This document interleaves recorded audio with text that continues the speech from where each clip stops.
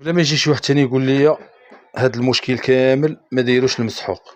المسحوق ها شوف اش كيوقع. شوف شتي ها المسحوق ها هو كيخرج هنا كيطيح على الطاولة كيصدي هادشي هنايا.